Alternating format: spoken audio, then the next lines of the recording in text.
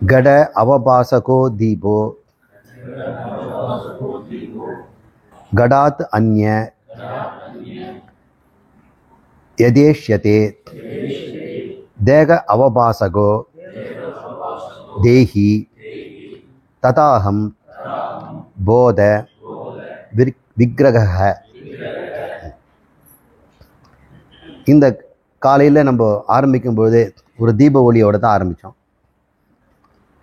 அந்த குடத்தை வெளிச்சப்படுத்துகின்ற விளக்குகின்ற அந்த விளக்கானது குடத்திற்கு வேறானது. குடத்தை விளக்குகின்ற விளக்கு குடத்திற்கு வேறானது. அத கட அவபாசகோ தீபோ, குடத்தை வெளிச்சப்படுத்துகின்ற, அவபாசம்னா விளக்குகின்ற, இது இருக்கிறதுன்னு காட்டி கொடுக்குது. சத்தா ஸ்பூர்த்தியாக இருந்து செய்கின்ற அந்த தீபம் வேறு ஒன்றாக இருக்கிறது. குடம் வேறு, தீபம் வேறு. கடாத் அந்யோ யதேஷ்யதே, அது கடத்து அந்த பானைக்கு வேறானது என்று நாம் இப்படி தெரிந்து கொள்கிறோமோ, கருதுகிறோமோ, எதை இஷ்யதே, எப்படி நாம் அதை அறிந்து கொள்கிறோமோ, தேக அவபாசகே, இந்த தேகத்துக்கு ஒளி தருகின்ற, இந்த புத்தி மனசுக்கெல்லாம் வெளிச்சம் கொடுத்து அது பிரவருத்தி செய்வதற்கு வேண்டியதெல்லாம் கொடுக்குது இல்லையா, அந்த ஒளி தேகத்துக்கு வேறாக தானே இருக்க முடியும்.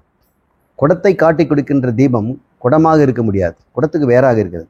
அதுபோல தேகத்துக்கு இந்த அறிவுணர்வை தருகின்ற, மனதிற்கு அறிவுணர்வை தருகின்ற, புத்திக்கு அறிவுரை தருகின்ற அந்த தீபமும் இந்த மனம் புத்தி தேகம் போன்றதுக்கு வேறாகத்தானே இருக்கும்.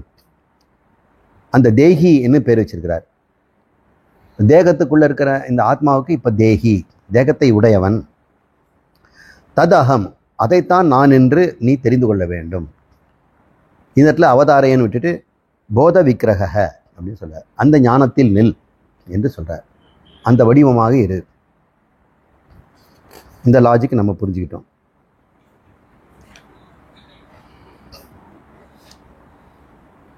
இங்கே இன்னொரு திருஷ்டாந்தம். புத்திர வித்தாதயோ பாவா யஸ்ய சேஷதயா பிரியாக திருஷ்டா சர்வ பிரியத்தமஹ சோ அகமிதி அவதாரய.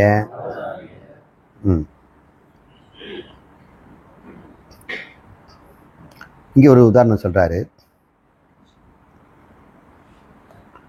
புத்திர என்றால் நம்மளுடைய குழந்தை குட்டிகள், விளையாட்டு குழந்தை குட்டிகள், அப்புறம் மாடு கண்ணுகள், இதெல்லாமே புத்திரங்கிறதில் அடங்கலாம். அப்புறம் வித்தம், அவனை பணப்பெட்டி, சொத்து, நகை, நட்டு, இதெல்லாம்.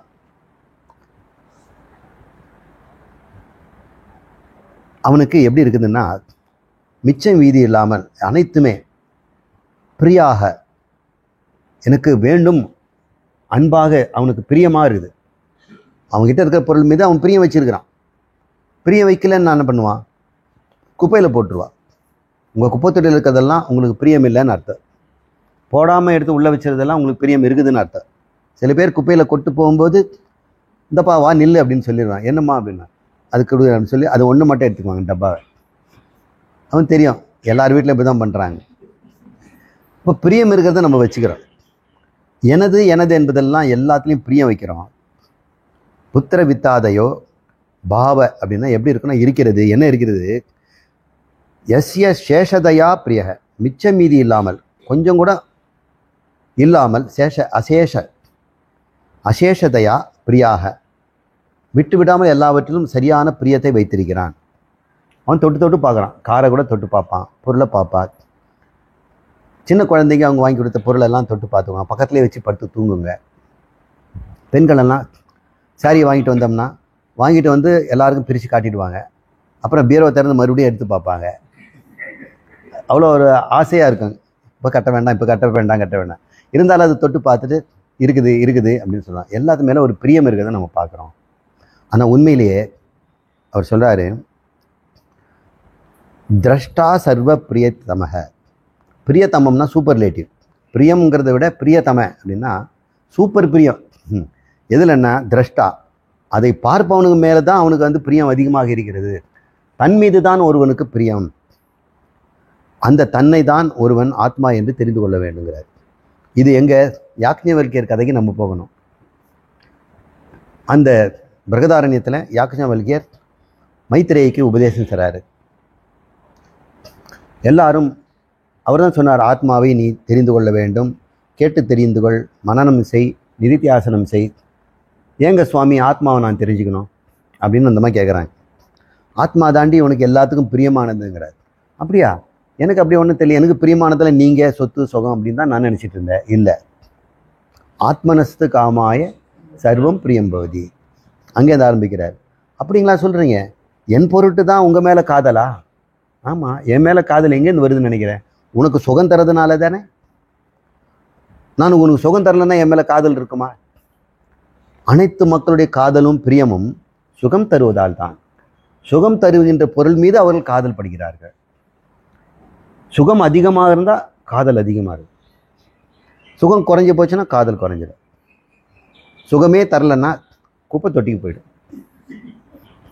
ஆத்மனஸ்து தன் பொருட்டே, காமாய தன் இன்பத்தின் பொருட்டே, தன் சுகத்தின் பொருட்டே அனைத்து மீதும் அன்பு வைக்கிறான்.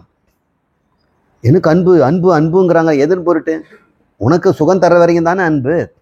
சுகம் தரது குறைஞ்சி போனவனே எங்கே சுகம் தரது அங்கே போயிடுவாங்க. தட்டில் இருக்கிற பொருளெல்லாம் பார்க்கும், என்ன சாப்பிடுவார்னு நினச்சிட்டு இருக்கோம். சுகம் தரலன்னு தெரிஞ்ச உடனே தள்ளிட்டுவார். இந்த வீடு பாவமாக இருக்குதேன்னு சொல்லி கார்பெட் போடுறாங்களா? வீட்டின் பொருட்டா கார்பெட்டு? இந்த ஜன்னல்லாம் சட்டை போடாமல் அம்மனமாக இருக்கேன்ட்டு ஸ்க்ரீன் மாட்டுறோமா? எனக்கு அது சுகம் தருது. வீட்டுக்கு செய்கிற அலங்காரம் எல்லாம் என் சுகத்தின் பொருட்டு. மக்களுக்கு தருகின்ற செல்வங்கள் எல்லாம் தான தர்மம்லாம் பண்ணுறோம் வைங்க, யார் பொருட்டு? அவன் நல்லா வாழட்டோன்னு இல்லை, எனக்கு அது சுகம் தருது. என்னை எல்லாம் நல்லவன்னு பாராட்டுறாங்க. பாராட்டு கிடைக்க மாட்டேங்குது, பிரபலமாக முடியாது, இதில் ஒன்றும் யாருக்கும் தெரியலன்னா அவங்க செய்ய மாட்டாங்க. அப்படி யாராவது செய்கிறாங்கன்னா அவங்க உண்மையிலே ஞானியாக தான் இருக்க முடியும். ஞானிகள் தான் இன்னொரு கை தெரியாத உதவி செய்துட்டு இருப்பாங்க. மற்றவங்களுக்கெல்லாம் சொல்லுவாங்க, நான் யாருக்கும் தெரியாமல் தான் உதவி செய்வேன், அதை தெரிவிப்பாங்க கட்டாயம். அதையும் தெரிவிக்கிறாங்க. அப்போ உதவி செய்கிறேங்கிறது தெரியணும், யாருக்கு செய்தேன் எவ்வளோ கொடுத்தேன்னு தெரியக்கூடாது. அப்புறம் உதவி செய்கிறேங்கிறது தெரியணும் இல்லை, அது போதாதா? பாருங்கள் எப்படிப்பட்டவர் பாருங்கள், இடது கை கொடுப்பதை வலது கை தெரியாமல் கொடுக்குறாரே. அது 10 பைசா கொடுத்துட்டு கூட இப்படி சொன்னால் போதும், பெரிய புகழ் வந்துடுது. எல்லாருமே எல்லாவற்றின் மீதும் பிரியம் வைப்பதே தன் பொருட்டு தான். ஏனென்றால் தன் மீது தான் பிரியம் அதிகம். இந்த உடம்பே எனக்கு பிரியம் இல்லைன்னு வைங்க, எனக்கு சுகம் தரலன்னு வைங்க, இந்த உடம்பை என்ன பண்ணுவோம் தெரியுங்களா? சின்ன அபின்னம் பண்ணுவோம், தலையெல்லாம் போய் முட்டிக்கிறாங்க, அடிச்சுக்கிறாங்க. இந்த மனசு எனக்கு பிரியம் தரலன்னு வைங்க, மனசு மேலே எனக்கு கோவம் வருது, அந்த மனசை கொல்றதுக்கு என்ன பண்ணுன்னு பார்க்குறது, வேற வழியில் இந்த உடம்பே கொண்டுடுறோம். சில பேர் தற்கொலை பண்ணிக்கிறாங்க. ஏன்? தன் பொருட்டு தானே பிரியம். தன் பொருட்டான என்னது? ஆத்மாவின் பொருட்டு. அந்த ஆத்மாவுக்கு இந்த உடம்பு பிடிக்கல. இந்த உடம்பு பிடிக்கலன்னா நான் போகிறேன், என்னை விடுங்க அப்படின்னு சொல்கிறாங்க. என்னை தடுக்காதீங்க. தன் மனம், தன் பொருள், தன் புத்தி கூட நமக்கு பிடிக்கலன்னா அதை அழிக்கிறது தான் பார்க்கணும்.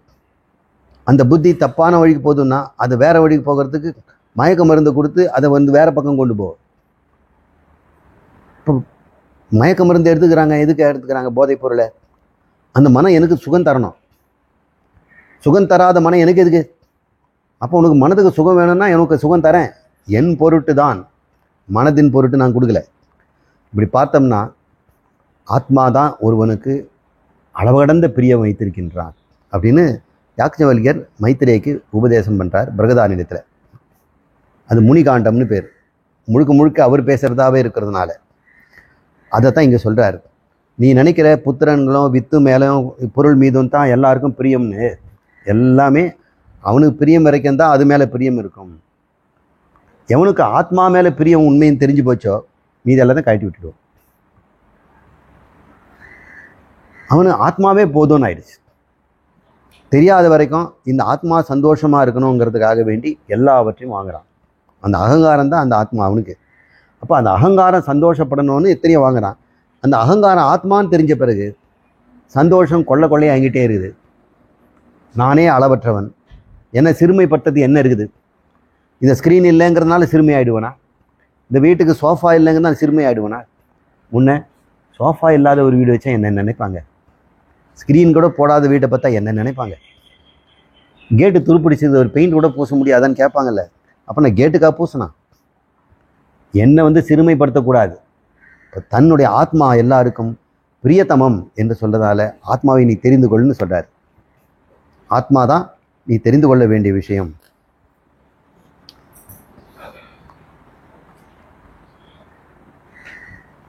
எல்லாருக்கும் என்ன ஆசைன்னா, நாம் இல்லாமல் போயிடக்கூடாது, நாம் எப்பொழுதும் இருக்க வேண்டும் இப்படின்னு ஒவ்வொரு ஜீவராசிக்கும். ஒரு கொசு கூட நாம் இல்லாமல் போயிடக்கூடாதுங்கிற எத்தனை தந்திரம் வச்சிருக்குது. அதனுடைய மெக்கானிசத்தை பார்த்தோம்னா அது இல்லாமல் போகிறதுக்கு வழி ஒன்று கூட இல்லாமல் அது அறிவை வச்சிருக்குது. சின்ன சின்ன நத்தை, வெட்டுக்கிளி, மண்புழு எல்லாமே தன்னை காத்துக்கணும். நான் இல்லாமல் போயிடக்கூடாது, நான் எப்பொழுதும் இருக்கணும். எப்பொழுதும் இருக்கிறதுன்னு கொடுத்தா கூட இல்லாமல் போகக்கூடாதுங்கிற ஒரு பயமும் இருக்குது. அது எப்பொழுதும் எப்படி இருக்கணும்? சுகமாக இருக்கணும். நாம் இல்லாமல் போகக்கூடாது, எப்பொழுதும் இருக்கணும். எப்படி இருக்கணும்? சுகமாக இருக்கணும். நாம் இல்லாமல் போகாமல் இருக்கிறதுக்கு, தடுக்கிறதுக்கு பாதுகாப்பு வேணும். ஆனால் சரீரம் தான் நான். இப்போ அதனால் சரீரத்தை பாதுகாப்பாக நான் இருப்பேன். அதனால் சரீரத்தை பாதுகாத்து பொருள் வேணும், மனதை பாதுகாக்கிறதுக்கு சுகம் வேணும். அர்த்த காமம் ரெண்டுமே மனிதனுடைய புருஷார்த்தம் ஆயிடுது. பாதுகாப்பும் இன்பமும் தான் எந்தே ஆக வேண்டும், சுகமாக இருக்க வேண்டும். இதுதான் பிரின்சிபிள். என்னையா பிரின்சிபிள் உயிர்களுக்குன்னு கேட்டோம்னா இந்த ரெண்டு தாங்க principle. Survival and to be happy. இது ரெண்டு தான். சர்வைவல் இருந்து ஹாப்பி இல்லைன்னா பிரயோஜனம் இல்லை. ஹாப்பியாக இருந்துட்டு சர்வைவல் பண்ண முடியலன்னா பிரச்சனை இல்லை. ரெண்டுமே தேவை. இப்போ சர்வைவலுக்கு நமக்கு அர்த்தம், பொருள் தேவை. இன்பத்துக்கு நமக்கு உறவுகள் தேவை. இன்பத்துக்கு உறவு வேணும். உறவு வேணும்னா பொருள் வேணும். நிறைய பொருள் இருந்தால் தான் உறவு நல்லா கிடைக்கும். நிறைய பேர் உறவே கிடைக்க மாட்டேங்குது. அவன் என்ன பொருள் வச்சுருக்கிறான்? வேலைக்கும் போகிறது இல்லையாமே, சொந்தமாக ஏதோ பிஸ்னஸ் பண்ணுறாங்க, அதெல்லாம் ஆகாது. கவர்மெண்ட் உத்தியோகமாக இருக்குதா பாரு, நிரந்தரமாக ஐடியான்னு பாரு அப்படின்னு சொல்கிறான். அப்போ பொருள் தான் பாதுகாப்பும் தருது, இன்பம் தருகின்ற உறவுகளுக்கு அதுதான் காரணமாக இருக்குது. அதனால் இப்போ பணம் பிரதானமாகிடுச்சு. புருஷார்த்தத்தில் இப்போ மிஞ்சி நிற்குது. யாரும் வீடு பேருக்கோ தர்மத்துக்கோ போகிறதில்ல. தர்மார்த்த காம மோட்சத்தில் எல்லாரும் அர்த்தம் அர்த்தம் அர்த்தம்ங்கிறாங்க.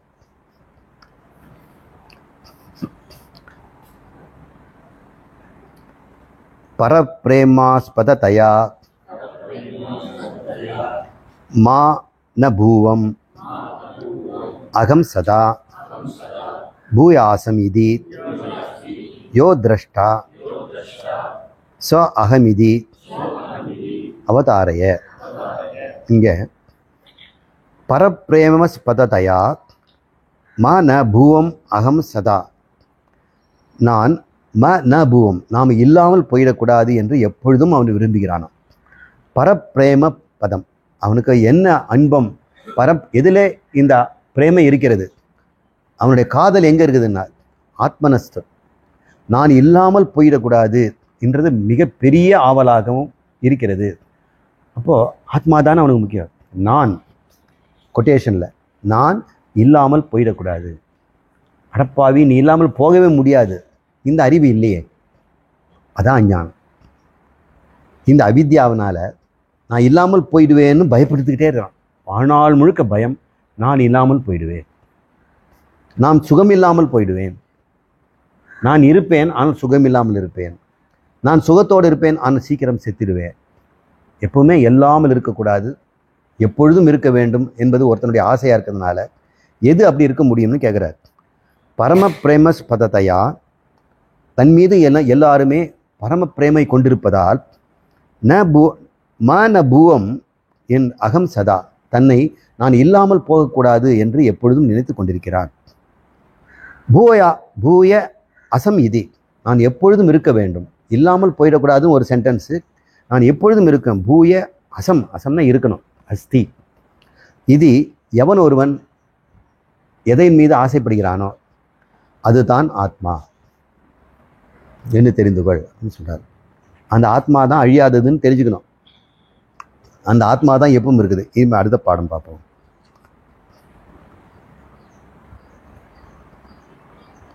யஹ சாக்ஷி லக்ஷணோ போதஸ்துவம் பதார்த்தக.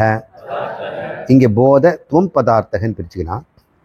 யக சாட்சி லக்ஷணோ போத துவம் பதார்த்தக ச உச்சதே. சாட்சித்வம் அபி போதத்ருவம் அவகாரித்யாத்மமானக அவிகாரி ஆத்மனக அப்படின்னு படிச்சு. அதிகாரி ஆத்மனக அவிகாரி ஆத்மனக. இந்த ஆத்மாவுக்கு அவிகாரின்னு பேர் வச்சிருக்கிறார். விகாரப்படாதவன் அப்படின்னு. அப்போ நம்ம ஒரு நான் இருக்குது இல்லையா, ஆத்மாவுக்கு பேர் நான். இங்கே அவர் பேர் கொடுத்துருக்கிறார், அது அவிகாரிங்கிறார். அவிகாரின்னா விகாரமே இல்லாதது. அது விகாரப்படுத்தவே முடியாது. ஒரு காகிதத்தை கொடுத்தா நீங்கள் அதை மடித்து விகாரப்படுத்திடுவீங்க, கசக்கி போடுவீங்க. சில பேர் அதை ரோஜா பூவாக்குவாங்க, சில பேர் கப்பல் ஆக்குவாங்க. எத்தனை ஒன்றா விகாரம் பண்ணலாம். இந்த ஆத்மா அவிகாரி, அது மாதிரி அது விகாரமே ஆகாது. அப்போ நம்மக்கிட்ட நாம் அவிகாரியா விகாரியா? நம்ம விகாரின்னு தெரியுது. நம்முடைய வாழ்க்கையில் நம்ம விகாரம் அடைகிறோம். துக்கம் வந்தால் ஒரு விகாரம், சுகம் வந்தால் ஒரு விகாரம், ஞானம் வந்தால் ஒரு விகாரம், அஞ்ஞானத்தில் ஒரு விகாரம், இப்படி மாறிக்கிட்டே இருக்கிறோம். நம்மக்கிட்ட இருக்க அறிவு விகாரம் உடையதாக தானே இருக்குது. விகாரப்படுதுல்ல. நீங்கள் கடுகை பார்க்கும்போது நீங்கள் கடுகை அறிகின்றவனாக தானே மாறுறீங்க. நீங்கள் அறிபவன் கடுகை பார்க்கும்போது கடுகை அறிகின்றவன். இப்போ உங்கள் அறிவு எவ்வளோ இருக்குது? இப்போ கடுகு அளவு தான் இருக்குது. மலையை பார்த்துட்டு இது போட்ட உடனே மலை அளவு ஆகிடுது. ஆகாயத்தை பார்த்தா ஆகாய அளவாகுது. மறுபடியும் எதை பார்க்குறீங்களோ அந்த அளவுக்கு உங்கள் அறிவு இருக்கிறது. அந்த அறிவோடு தான் அது இருக்கணும்.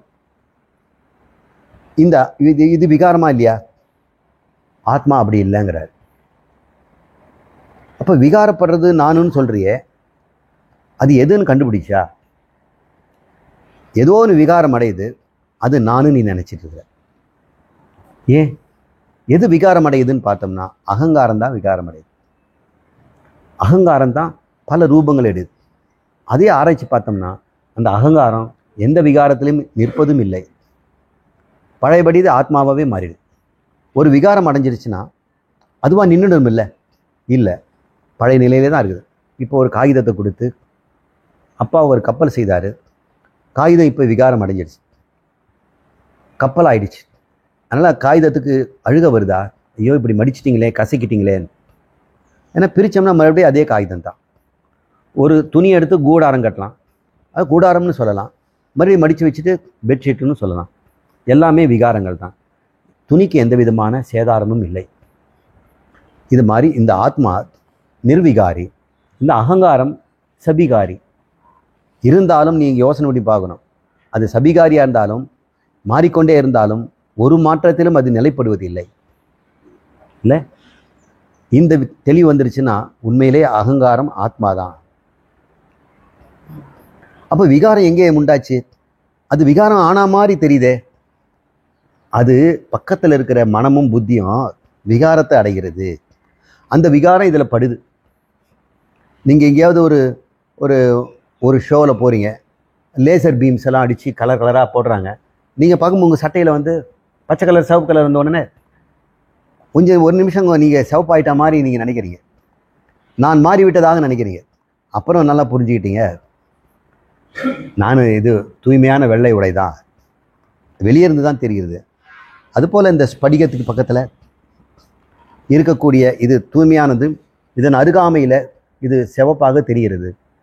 அப்போ இது விகாரம்னா இந்த விகாரம் இதுலேயும் இருக்குல்ல. இது மடிஞ்சிருக்கு துணி, இதுக்குள்ளே மடிப்பு தெரியுதில்ல. இப்போ இது மடிஞ்சிருக்கா? அகங்காரம், இது ஆத்மா இந்த மடிப்பு விகாரியோட சேர்ந்திருப்பதனால அதனுடைய தன்மை இதில் தெரிவதனால ஏன் தெரியுது? தள்ளி இருந்தால் பிரச்சனை இல்லை. இது தாதாத்மிய சம்பந்தம், சத்தியமித்யா சம்பந்தம், ஒன்றே இரண்டாக இருக்கிறது. அதனால் ஆத்மாவில் இருப்பதாக தெரியுது. ஆத்மாவில் தான் ஆகாயம் போன்ற பஞ்சபூதங்கள் வந்தது, அதுலேருந்து தான் மனமெல்லாம் உண்டாச்சு. ஆத்மாவுக்கு வேறானதான் மனம். அப்போ ஆத்மாவிலே இருந்து கொண்டு அது விகாரம் அடையும் பொழுது ஆத்மா தானே விகாரம் அடையுது. ஆத்மாவை தவிர மனம்னு ஒன்று இல்லையே. இந்த அறிவில் வரும்பொழுது நமக்கு நிர்விகாரி ஆத்மா, விகாரம் என்பது மித்தியா, அதுக்கு சுய இருப்பு இல்லாதது, அது அசத்து. ஆத்மா தான் சத்து. இந்த விகாரத்துக்கு சத்து கொடுத்துட்டோம்னா அது அப்படியே நின்றும். மடிச்சிட்டாதீங்க சார், அப்படியே நின்று போயிடும் அப்படின்னு சொன்னோம்னா நம்ம மடிக்க மாட்டோம். எவ்வளோ வேணா மடிங்க சார், அது சுருக்கமே ஆகாதுன்னா பிரச்சனையே இல்லையே. நான் ஷ்ரிங்கிங் ட்ரெஸ் எல்லாம் போட்டுக்கிட்டு முன்ன ஸ்டாண்ட்ஃபரைஸ்டு அப்படின்னு ஒரு துணி வித்துட்டு இருந்தாங்க. கடையில் போனால் ஸ்டாண்ட்ஃபரைஸ்டு இருக்குதா அப்படின்னு கேட்போம். 60, 65லலாம். இப்போ யாரும் கேட்கறதில்ல. அதுக்கப்புறம் நைலான் வந்தது. நைலான் வந்து எவ்வளோ கசக்குனாலும் அப்படியே அயன் பண்ண மாதிரி இருக்கு. ஹீட் பண்ணி அதுக்கு ஒரு மடிப்பு கொடுத்துட்டோம்னா அந்த மடிப்பு மாறவும் மாறாது. மற்ற துணியெல்லாம் நீங்கள் மடித்து கொடுத்துருப்பீங்க, அயன் பண்ணுறவன் இன்னொரு மடிப்பு போட்டுருவான், அப்போ 2 கோடு தெரியும். நிர்விகாரி அது. இப்போ ஆத்மாவும் நிர்விகாரியாக இருக்கிறது. அது அவிகாரி. அந்த அவிகாரி ஆத்மனக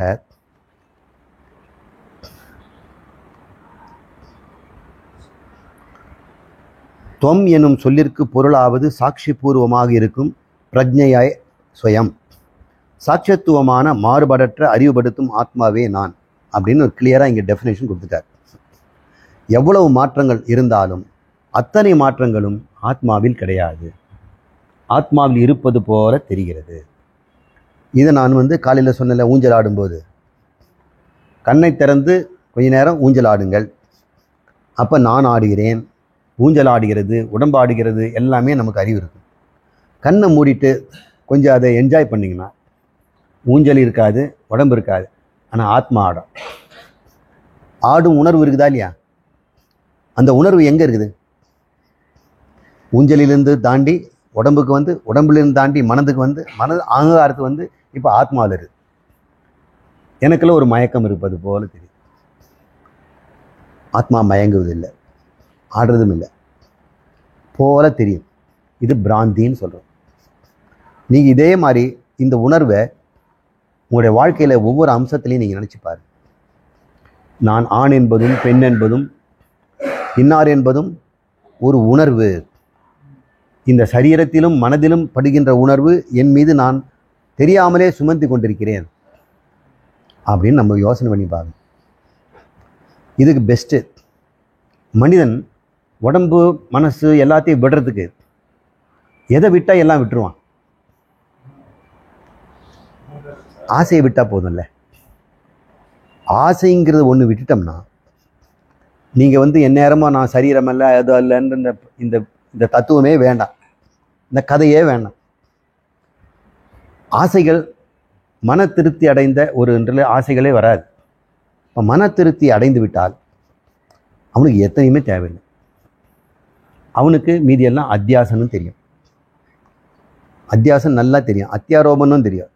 முதல்ல இந்த சரீரத்துக்கு ஒரு சுகம் வந்ததுன்னா நான் சுகமாக இருக்கிறேன்னு சொல்லுவான், அது அத்தியாசம். இப்போ ஆத்மா நானுன்னு தெரிஞ்ச பிறகு சரீரத்துக்கு சுகம் வருமா வராதா? வருது. இப்போ நான் சொல்லுவான் அத்தியாரோபம்னு சொல்லுவான். அத்தியாசம் கிடையாது, தன்னில் இல்லை. இந்த உடம்புக்கு கொடுக்கப்படுகிறது நல்லா தான் இருக்குது, இருந்துட்டு போட்டேனே, அதையும் நான் அறிகிறேன். இப்போ அவனு சுகத்தை வெறுப்பதில்லை, துக்கத்தையும் தள்ளுவதும் இல்லை. அதை அறிபவனாக இருக்கிறான், சாட்சியாக இருக்கிறான். யக சாட்சி லட்சணோ போதஸ்துவம். எது ஒன்று இந்த நிர்விகாரியாக அனைத்தையும் அறிந்து கொண்டு சாட்சியாக இருக்கிறதோ அது போதஸ்துவம், அது போதம், அது ஞானம், அது துவம் பதார்த்த என்று சொல்லப்படுகிறது. இப்போ துவம் என்ற சொல்லினுடைய அர்த்தத்தை நம்ம எப்படி புரிஞ்சுக்கிட்டோம்? இவ்வளவு காலம் படித்ததுலேருந்து மனம், புத்தி, இந்திரியம், தேகம் இது அத்தனையும் அறிவதாலும் அறியப்படும் பொருள் தான் இல்லை என்றதை தீபத்தையும் கடத்தையும் வச்சு சொல்லி, இந்த தீபம் நிர்விகாரி என்று சொல்லி, அது சாட்சி மாத்திரம் என்று சொல்லி, இந்த ஆத்மா எதையிலும் கலந்து கொள்வதில்லை, ஆனால் அதனுடைய சன்னிதானத்திலே புத்தியும் மனமும் தன் போக்கில் இயங்குகின்றன. அதுக்கு ஒரு அறிவுத்தன்மை இருப்பது போன்ற ஒரு தோற்றம் ஏற்பட்டு அது அறிவுடையவன் போல செயற்கை அறிவினாலே அது வாழ்க்கையை அமைத்து கொண்டு கதை எழுதுகிறது. அதை நான் என்று நினைத்து கொண்டு ஆத்மா தயங்கக்கூடாது. தன்னை அதற்கு சாட்சி என்று, அதைத்தான் ஆத்மா என்று ஒரு உணர வேண்டும்னா சொல்லிட்டார். அந்த ஆத்மாதான் துவம் பதத்தில் சொல்லப்படுகின்ற லட்சணம் அப்படின்னு சொல்றார். யக சாட்சி லக்ஷணோ துவம் பதார்த்த. தத்துவமசி என்கின்ற தொம் என்ற பதார்த்தத்தில் என்ற அர்த்தம்னு சொல்றார். இப்போ ஒரு பதத்தினுடைய அர்த்தத்தை கண்டுபிடிச்சிட்டோம். முதல்ல துவம் என்று நீ என்று சொல்லும் பொழுது நீ அறிந்து கொண்டது வேற. என்னென்னவோ நீங்க இந்த குருநாதர் சொல்றார் நீ தான் கடவுள்னு சொல்லும்போது நீ என்பதை நீ தப்பா புரிஞ்சுட்டு தான் இருந்து. இந்த விளக்கத்துக்கு பிறகு துவம் பதம் உங்களுக்கு தெளிவாக புரிஞ்சிச்சு. அதை தான் இந்த பாட்டில் சொல்றார். துவம் பத லட்சத்தை நீ அறிந்து கொள், அது அவிகாரி என்று சொல்லு.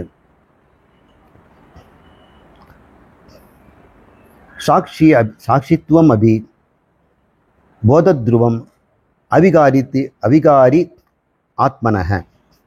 அந்த விகாரமடையாத ஆத்மாதான் தொம்பதத்தினுடைய லட்சணம் என்று தெரிந்து கொள், அது அறிவு சொரூபமானது, மாறுபாடற்ற அறிவு. போதத்துவம் சாட்சித்துவம் இரண்டு சொல்றார். அடுத்ததுல தேக இந்திரிய மனக பிராண அகங்கிருதிப்பியோ விலக்ஷணக புரோஜித அசேஷ ஷட்பாவ விகார துவம்பத அபீதக. அபீதகன தெரிந்து கொள். தேக இந்திரிய மன பிராண அகங்கிருதி, இது ஐந்தும் நமக்கு தெரியும். தேகம், இந்திரியம், மனம், புத்தியும் அதில் சேர்த்துக்கலாம். அப்புறம் பிராணன், அகங்கிருதி. அகங்கிருதினா அகந்தை, நான் என்ற உணர்வு. இந்த ஐந்தும் தேக இந்திரிய மன பிராண அகங்கிருதி பியோனா இவைகள் அனைத்தும் பியோன்னு போடுகிறார். வேறானது விலக்ஷணக, அதற்கு வேறாக ஆத்மா இருக்கிறது. மற்ற இதெல்லாம் என்னப்பட்டதுன்னா ஷட்பாவக, 6 வித மாற்றங்களுக்கு உட்பட்டவை.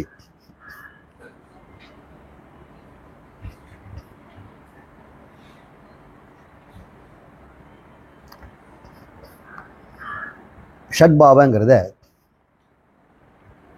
6 வித மாற்றங்கள்னு நம்ம பண்ணிக்கிறோம். அது என்ன உங்களுக்கு தெரியும் இல்லையா? தெரியாதவங்களுக்கு நம்ம சொல்லிடலாம். ஜாயத்தே, அஸ்தி, ஜாயத்தே, வர்த்ததே, விபரிணமதே, என்னங்க சீயதே, அப்புறம் வினஷதி. ஆராய்ச்சி. இதோட தமிழ் அர்த்தம்னா இருத்தல், பிறத்தல். இருந்தால் தானே பிறக்க முடியாது. இருத்தல், பிறத்தல், வளர்தல், மாறுபடுதல், தேய்தல், அழிதல். இந்த 6 ஷட் விகாரம், ஷட் பாவ விகாரம். பாவ விகாரம் சேர்த்துக்கணும். பாவனா இருத்தல், 6 விதமாக இருந்து அது மறைகிறது அப்படின்னு நம்ம சொல்கிறோம். ஒரு மரம் எடுத்துக்கிட்டாலும், ஒரு வீடு எடுத்துக்கிட்டாலும், இந்த பிரபஞ்சமே எடுத்துக்கிட்டாலும், முதல்ல இருக்கும், அது பிறக்கும், அதுக்கப்புறம் அது பெருசாக வளரும், அப்புறம் உள்ளுக்குள்ள மாற்றங்கள் ஏற்படும், கொஞ்சம் கொஞ்சமாக சம்ஹாரமாவதுக்கு வேண்டிய ஒடுக்கத்தும் அடையும், கடைசியில் ஒடுங்கி மறைஞ்சிடும். பிரபஞ்சத்துக்கே 6 விகாரம் இருக்குது. அப்புறம் அதுக்குள்ளே இருக்கிறதுக்கு சொல்ல வேணும். இந்த உடம்புக்கும் ஷட்விகாரம் இருக்குது. முதல்ல கருவாகி இருக்கிறது, அப்புறம் குழந்தையாக பிறக்கிறது, அதுக்கப்புறம் மகனாக வளர்கிறது, அப்புறம் வந்து ஆம்பளையாக உருமாறுகிறது, அப்புறம் கிழவனாக தேய்கிறது, அப்புறம் மரணம் அடைந்து மறைகிறது. இது வந்து ஷட்பாவ விகாரம் அப்படின்னு பேர். இந்த மாற்றங்கள் எல்லாம் தேக இந்திரிய மன பிராண அகங்கிருதிக்கு தான் உண்டு. இந்த இதுவற்ற விட்டு தள்ளு. புரோஜித அப்படின்னா இதுவெல்லாம் இல்லாதது. அதுதான் ஷட்பாவ விகார துவம்பத அபிதக. இந்த துவம்பதம் இதையெல்லாம் இல்லாதது என்று தெரிந்து கொள். துவம்பதத்தினுடைய ஆத்மாவுக்கு இந்த 6 விகாரங்களாம் யாருக்கு உண்டு? இதெல்லாம் இந்த மனம் புத்தி இந்திரியங்களுக்கு உண்டு, ஆத்மாவுக்கு கிடையாது என்று புரிந்து கொள். இப்போ இன்னொரு குழு கொடுத்துருக்கிறார், நான் யாருன்னு கண்டுபிடிக்கிறது. ஷட்விகாரம் இருந்தால் நான் இல்லை, விகாரம் இருந்தால் நான் இல்லை. புரிஞ்சுக்கணும். மனவிகாரம் இருந்தால் நான் இல்லை. நான் ஷட்விகார அபாவம், எந்தவித பகாரமும் இல்லாதவன் என்று அவர் சொல்றார். துவம் நீ என்பதன் பொருளை இவ்வாறு இதுதான் என்று உறுதி செய்து கொண்ட பின் ஒருவர் தத்பதத்தின் பொருளை பற்றி இப்போது சிந்திக்க வேண்டும். இங்கும் சாஸ்திரத்தின் வாயிலாக நேரடியாகவும் அக்தில்லை இக்தை என்று மறைமுகமாகவும் இதன் பொருளை அறிய வேண்டும் அப்படின்னு இந்த அர்த்தத்தோட இந்த பொருளை பார்ப்போம். துவம் அர்த்தம் ஏவம் நிச்சித்ய தத் அர்த்தம் சிந்தயேத் புனः அதத் வியாவிருத்தி ரூபேன சாட்சாத் விதிமுகேன ச. இப்போ ஒரு கன்க்ளூஷன் வராது. இவ்வாறு தொம்பதத்தின் அர்த்தை நீ தெரிந்து கொண்டாய். அது சுத்த சைதன்ய ஆத்மா நிர்விகாரி ஷட்விகாரத்துக்கு அப்பாற்பட்டது என்று தெரிந்து கொண்டாய். தொம் அர்த்தம் ஏவன் நிச்சித்ய, இவ்வாறு தொம்பதத்தினுடைய அர்த்தத்தை நிச்சயம் செய்து கொண்ட பிறகு இதெல்லாம் முடிச்சுட்டோம் நம்ம காலையில். தத் அர்த்தம் தத்பதத்தினுடைய அர்த்தத்தை சிந்தையே சிந்தித்து பார்ப்போம் அப்படின்னு ஒரு இன்ட்ரோடக்ஷன் கொடுக்குறார். ததர்த்தம் புனகன மீண்டும் அடுத்ததாக நம்ம செய்வோம். அது எப்படி செய்ய போகிறோம்? அதத் வியாவிருத்தி ரூபேன சாட்சாத் விதிமுகேன அப்படின்னு 2 விதமாக அவர் அறிந்து கொள்ள வேண்டும் அப்படின்னு சொல்கிறார். இது என்ன அர்த்தம்னா, ஏற்கனவே இப்படி தான் நம்ம செய்தோம், இனிமேல் வருவது இதே மாதிரி செய்வோம். அதத் வியாவிருத்தி அப்படின்னா, தத் வியாவிருத்தினா அதுதான் என்று விடுது. அதத்னா அது அல்ல, வியாவிருத்தினா நீக்கம், நீக்கணும். அதுவல்ல என்று நீக்க வேண்டும். இதுவல்ல அதுவல்ல அப்படின்னு நீக்கணும். அப்படி தானே பண்ணோம். இந்த உடம்பு நான் அல்ல, பிராணன் நான் அல்ல, மனம் நான் அல்ல, புத்தி நான் அல்ல, காரண சரீரமாகிய அவித்யாவும் நான் அல்ல என்று நீ தள்ளிட்ட இல்லையா? இது அதத் வியாவிருத்தி. இந்த முறையிலையும் நீ ஆத்மாவை தெரிந்து கொள்ள வேண்டும். சாட்சாத் விதிமிகன, நேரடியாக இதுதான் ஆத்மா, இது சைதன்யம், இது அவிகாரி, நிர்விகாரி, நிர்குணம், சர்வ வியாபகி, விஷ்ணு, விபு என்று நேரடியாகவும் தெரிஞ்சுக்கணும். இப்போ 2 முறையாக நம்ம இதை கற்றுக் கொடுக்குறோம். ஒன்று இல்லாததை காட்டுவது. இதை நம்ம என்ன சொல்லுவோம்? சாகச்சந்திர நியாயம் அப்படின்னு சொல்லுவோம். சந்திரனை காட்டி கொடுப்பதற்கு மரக்கிளைகளை காட்டுறோம். அடிவானத்தில் இருக்கக்கூடிய மரங்களிலே நிறைய மரங்கிறது. அந்த மரத்தை ஒன்று மட்டும் நம்ம காட்டும்போது அவன் புரிஞ்சுக்கிறான், அது இல்லை நிலா. நிலான்னு சொல்லலை, அவன் காட்டுறது அங்கே 3ஆம் பிறையை பாருன்னு சொல்ல வந்தான். எங்கேன்னு கேட்குறான். அதோ அப்படின்னு காமிச்சிட்டான்னா அது விதிமுகனே, அங்கே பாருன்னு. அப்படி தெரிய மாட்டேங்குது. விதிமுகன்றதை நல்லா பளிச்சும் பெருசாக பௌர்ணமி இருந்தால் அவனுக்கு விதிமுகன நேரடியாக. விதிமுகம்னா இதுதான் இது அப்படின்றது விதிமுகம். வேதம் அப்படி சிலதெல்லாம் விதிமுகமாக சொல்லிடும். இதை செய்யணும். விதினா சோஷித்துவம், இது செய்திரு, சேஷித்துவம் அப்படின்னு செய்ய அப்படின்னு சொல்லும். இப்போ அதத் வியாவிருத்தி அப்படின்னா, இவன் நேராக நிலாவை காட்டாமல் வேற என்னன்னே காட்டுறான். காட்டிட்டு அந்த பில்டிங்காக கிடையாது, அந்த பில்டிங் பக்கத்தில் 2 பனைமரம் இருக்குது. அந்த பனைமரத்து பக்கத்தில் இன்னொரு பெரிய உயரமான மரம் தெரியுதா? இருக்குது. அப்புறம் அதனுடைய கிளையை பாரு, வி மாதிரி பிரியுதா? தெரியுது, அது நடுவில் அப்படிங்கிறான். இப்போ இது வரைக்கும் பண்ணது அதத் வியாவிருத்தி. அதுவல்லன்னு. அப்போ விதிமுகம் காட்டினானா அவனே கண்டுபிடிச்சிட்டான் நிலா இருக்குது. அவன் வாயை திறக்கிறது முன்னாடி போதும் பார்த்துட்டேன். நாமளும் எதுவும் சொல்ல மாட்டான். அவன் வாயை திறந்து அப்படின்னு சொல்லும்போதே தெரிஞ்சுக்கலாம் இவன் புரிஞ்சுக்கிட்டான் அப்படின்னு. இப்படி சொல்லி தருவது அதத் வியாவிருத்தி. இது தான் ஆத்மா அப்படின்னு சொன்னோம்னா அது விதிமிகம். அதே மாதிரி தத்பதத்தினுடைய அர்த்தத்தையும் நாம் தெரிந்து கொள்வோம் என்று இதோட நம்ம நிறைவு செய்வோம்.